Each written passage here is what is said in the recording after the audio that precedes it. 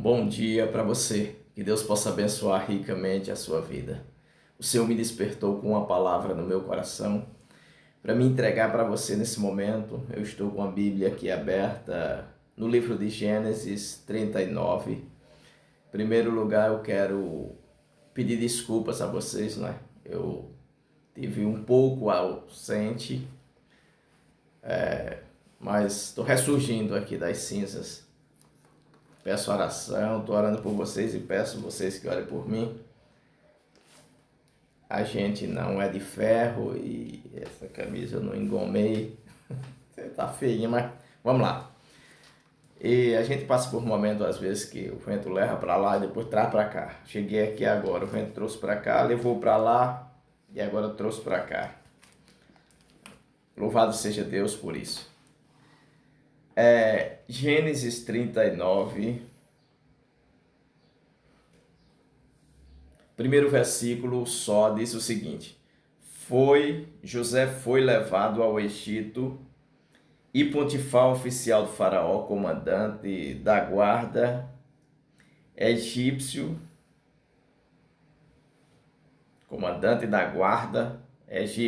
é isso mesmo, comprou dos ismaelitas que o tinha levado para lá. Louvado seja Deus.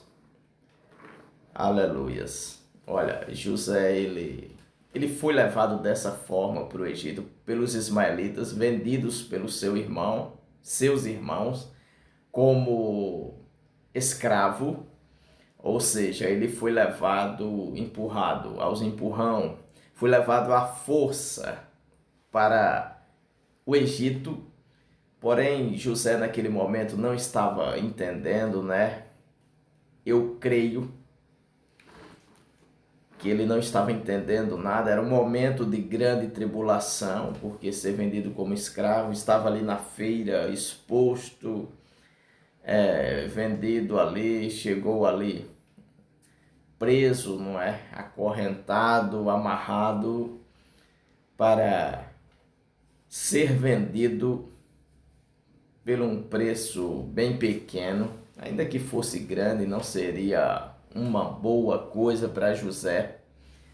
E na vida dos servos do Senhor, na vida dos seus filhos, aqueles que são filhos de Deus, Deus traça um propósito para a vida deles e às vezes o caminho não é o melhor caminho e às vezes os seus filhos não entendem porque estão indo pelo caminho mais difícil, porque não foi fácil aquela trajetória de escravidão de José.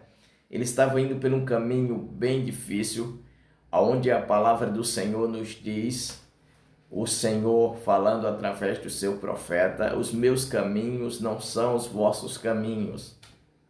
Ou seja, eu e você traçamos planos, projetos, temos caminhos em mente em que precisamos percorrê-lo para chegar em determinado lugar e talvez pelo aquele caminho em que nós traçamos nunca chegaremos ao objetivo, ao lugar que queremos, ao lugar que Deus quer.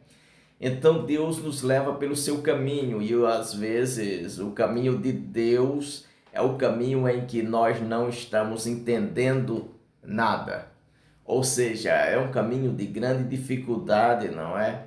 O próprio Jesus disse isso, que o caminho seria estreito. Então, para se andar em um caminho estreito, não é muito legal, tá? Não é um risco no chão em que você tem que percorrer, mas esse caminho estreito dá para se entender melhor quando você é alguém da roça. Nós moramos aqui na roça. O caminho estreito na roça, sabe? Que você passa é um chamado vareda e tem árvores de um lado e do outro como parede. Algumas delas conseguem riscar a sua pele e quando você está andando, às vezes anda com dificuldades e alguns galhos na estrada. O caminho estreito, ele é bem dificultoso.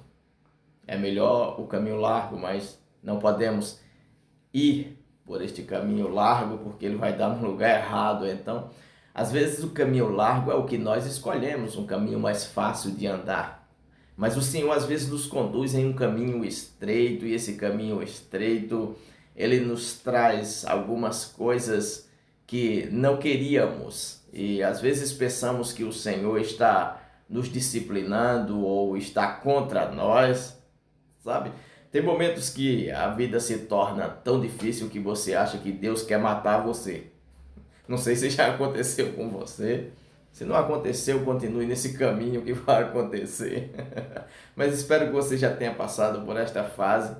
Às vezes você acha que Deus está contra você. Foi o que Jó pensou andando neste caminho. Ele relata no seu livro. E também o profeta Jeremias relata no seu livro. Eu nunca mais falarei do nome dele. Jeremias disse: o Senhor está contra mim, me colocou como o seu alvo, está atirando flechas em mim. Tem momento em que você acha que o Senhor é contra você, não é? Ele está te conduzindo pelo um caminho mais difícil, porque no momento você não está entendendo coisa alguma.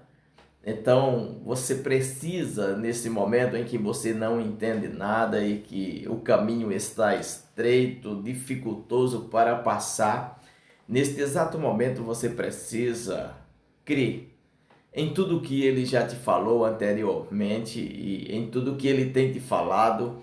Ele é fiel para executar. Agora a caminhada e a trajetória dificultosa, ela nos faz, às vezes, todas as vezes, conseguir experiência para que quando você chegue no lugar em que Deus te prometeu, quando Deus te abençoar, você possa olhar para o caminho em que andou e você vê que o Senhor esteve todo o tempo com você neste caminho. José pôde perceber, mesmo que estivesse sendo escravo na casa de Potifar, ele pôde entender que o Senhor era com ele. A Bíblia diz que Deus abençoava ali a obra de suas mãos, abençoava Potifar por causa de José, e Potifar pôde perceber que sua casa estava sendo abençoada por causa de José. Ou seja, não é o momento difícil, não é o caminho difícil que Deus vai se ausentar de você, mas no meio da dificuldade Deus tem te guardado, sabe? Os ismaelitas, como tinham comprado a José, eles agora tinha ele em mãos. Eles poderiam matá-lo se quisessem no caminho, porque os ismaelitas eles não eram bem quistos, eles não eram bem amigos dos israelitas, né? Os ismaelitas vêm de Ismael, aquele filho rejeitado que foi expulso da casa de Abraão. Então esses ismaelitas eles não gostavam muito dos israelitas, essa é a verdade. E aquele momento poderia ser um momento de vingança, mas eles não fizeram, porque o José estava guardado pela boa mão de Deus. Ele era um caminho de Deus, apesar de Deus te pôr e permitir andar em um caminho difícil. Ele não permite que ninguém ponha as mãos em você, que ninguém toque em você, que ninguém te mate. Deus está te guardando, está te preservando, cuidando e ensinando para que quando você chegar a um determinado lugar, onde é o lugar da bênção e da vitória, e José chegou nesse lugar, era o Egito, onde ele seria governador, mas agora ele chega como escravo, sabe? Às vezes você está no lugar em que Deus vai te abençoar, mas está tudo difícil. Ele estava no lugar da bênção, no Egito, porém, ele estava como escravo. Depois piorou um pouco porque ele ficou como prisioneiro acusado, com uma acusação grave de assédio, o que não tinha feito. Ele era inocente. Deus conhece o seu coração, suas atitudes, e às vezes as pessoas elas falam coisas que não sabem a seu respeito, te julgam e te condenam e te perseguem injustamente, mas o Senhor Deus, que conhece todas as coisas e pesa todas as coisas na balança, ele sabe da sua justiça e ele vai recompensar tudo que você fez. O José estava se dedicando na casa de Potifar e Deus o retribuiu a sua justiça, ele não foi injusto, ele trabalhou, ele se esforçou e recebeu o mal. Talvez você tenha feito todo o bem do mundo que pôde para alguém ou para várias pessoas, mas ninguém agradeceu, mas elas só te perseguiram, só te pagaram o bem que você fez com o mal e agora você não entende porque tudo isso está acontecendo. José estava chegando mais perto ainda do lugar da bênção. A dificuldade estava aumentando de grau, só que ele estava chegando mais perto da cadeira de governador. Às vezes o grau de dificuldade em nossas vidas está aumentando. E isso quer dizer que já estamos bem próximo da bênção do Senhor. Desculpa, gente, essa camisa hoje ela está me tirando a comunhão. É porque eu entrei muito depressa aqui, não engomei. E José, naquele momento, ele poderia não estar entendendo nada, porque parecia que ele estava descendo degraus, sabe? Ele estava numa casa onde Potifar o colocou como um mordomo e ele estava agora coordenando todas as coisas. Depois ele desce para a prisão. Parece que ele estava regredindo. Ele poderia estar tendo assim aquele momento de alívio e de alegria. Puxa, eu estou começando a subir aqui, eu já sou mordomo na casa do meu Senhor, então Deus está me elevando. Aí ele desce para a prisão, sabe? Quando estamos seguindo o caminho do Senhor, você consegue uma vitória que não é aquela vitória desejada que Deus já prometeu para você, mas você consegue uma vitória e de repente essa vitória ela se torna uma frustração na sua vida.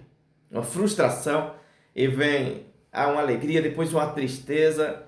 E é como aquele dizer, alegria de pobre dura pouco. Cumpre-se nesse momento que cumpriu na vida de José, sabe? A alegria ali durou pouco, ele saiu de mordomo para a prisão. Então, às vezes, parece que estamos sucumbindo, descendo cada vez mais profundo e parece que vamos morrer. Mas não é isso, é uma preparação, agora ele está no cárcere. Parece que ele desceu degraus e Deus o estava preparando, fazendo descer, para fazer ele dar um salto extraordinário, sabe?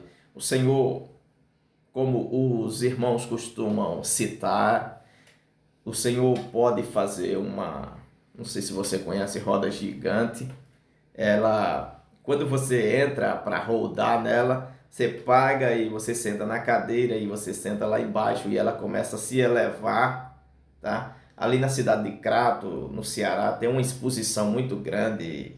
Eu ainda era criança quando ia para lá.